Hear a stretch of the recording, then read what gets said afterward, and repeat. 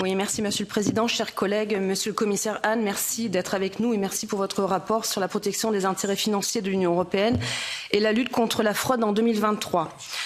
Nous sommes dans cette situation particulière où vous êtes encore en poste, mais où votre successeur potentiel a déjà été désigné.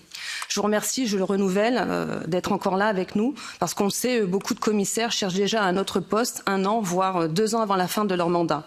On se souvient de l'exemple malheureux de votre prédécesseur, la Bulgare Kristina Georgieva, qui s'était exfiltrée vers la Banque mondiale en 2016, après seulement 2 ans comme commissaire au budget.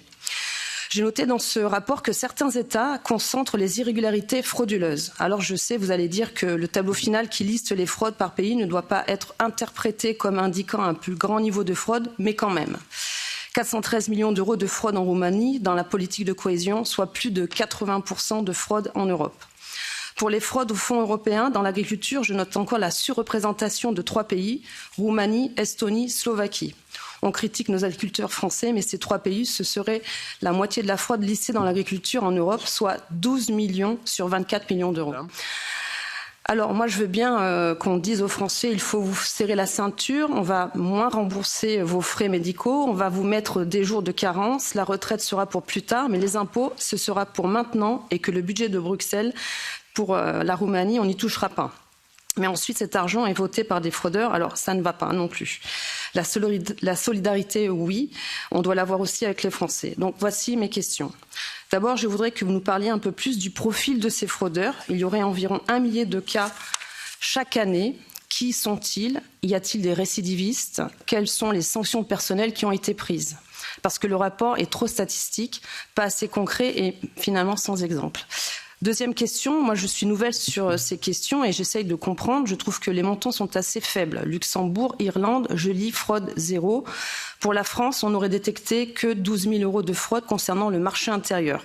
Ce sont des chiffres très faibles. Alors est-ce que la Commission rapporte vraiment toutes les fraudes et irrégularités dans ce rapport?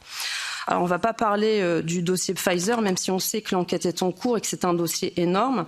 Moi, je vais vous parler d'un autre sujet, c'est celui du Qatar. Selon l'Office antifraude de l'Union européenne, donc OLAF, l'Estonien Henrik Hololai, l'un des plus hauts fonctionnaires de la Commission, alors directeur général chargé des transports, aurait livré des informations confidentielles au Qatar en échange de vacances de luxe et de cadeaux divers pour lui et sa famille.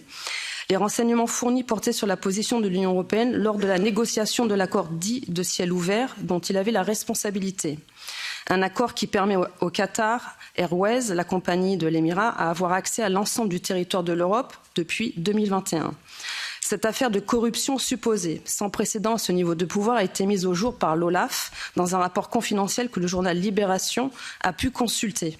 Mais ni le parquet européen, ni la justice pénale belge, compétente pour traiter ce genre d'affaires, n'avait été saisie par la Commission avant l'article dans le journal, alors que depuis juillet de cette année, le dossier était sur le bureau de Madame van der Leyen. Pourquoi tant de lenteur? Cette attitude jette finalement inutilement une ombre sur l'intégrité de la Commission. Alors, avec votre expérience, à quel niveau dans la procédure la Commission pourrait donner un rôle d'observation aux députés de l'opposition dans ces décisions de la Commission ou de l'organisme antifraude d'investiguer ou de ne pas investiguer une plainte, de solliciter le procureur européen ou le juge national ou finalement de ne pas le solliciter? Je vous remercie.